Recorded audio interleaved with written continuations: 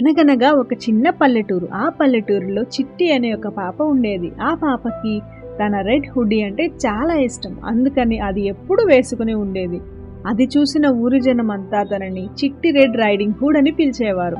ఒకరోజు వాళ్ళ బామ్మగారి ఆరోగ్యం బాగోలేకపోవడంతో వాళ్ళ అమ్మ చిట్టికి ఒక బాస్కెట్ నిండా తినుబండారాలు, ఫ్రూట్స్ ఇంకా బిస్కెట్స్ ఇచ్చి వాళ్ళ నాన్నమ్మకి ఇచ్చిరమ్మని పంపిస్తుంది. వెళ్తూ ఉన్నప్పుడు దారి మధ్యలో అపరిచితులు కనిపిస్తే అస్సలు మాట్లాడకూడదని చెప్తుంది. చిట్టి రైడింగ్ హుడ్ సరే అని చెప్పి వాళ్ళ మమ్మీకి బాయ్ చెప్పి అడవిలోకి బయలుదేరుతుంది. వెళ్తూ ఉండగా అడవి మధ్యలో ఒక నక్క కనిపిస్తుంది. ఆ నక్క ఆ చిన్నారిని చూసి ఇలా అంటుంది, ఓ చిన్నారి పాప, ఎక్కడికి వెళుతున్నావు అని. పాపం చిట్టి రైడింగ్ హుడ్ మా బామ్మ గుడిసెకి వెళ్తున్నాను అని చెప్తుంది. ఈ తినుబండారాలు తనకి తీసుకుని వెళ్తున్నాను, తన ఆరోగ్యం ఇప్పుడు బాగాలేదు అని చెప్తుంది. అది విన్న నక్క ఆ చిట్టి పాపతో, బాగా చెప్పావు చిన్నారి, మీ బామ్మకు పూలు కూడా తీసుకొని వెళ్తే ఆమె చాలా సంతోషిస్తుంది. ఈ పక్కన చూడు, ఎన్నో పూలు అందంగా ఉన్నాయి అని చెప్తుంది.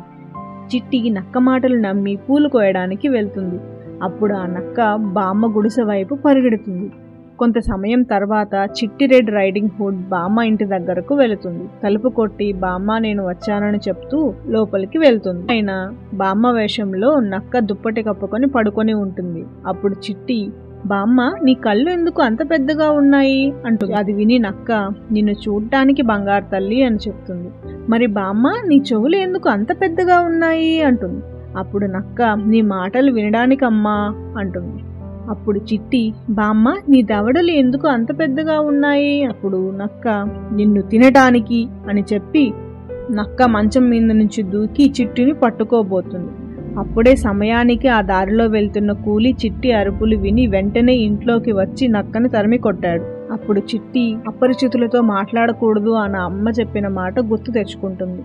తర్వాత చిట్టి, బామ్మగారు ఇంకా ఆ సహాయం చేసిన వ్యక్తి ముగ్గురు టేబుల్ దగ్గర కూర్చొని తినుబండారాలు తింటూ ఎంజాయ్ చేస్తారు.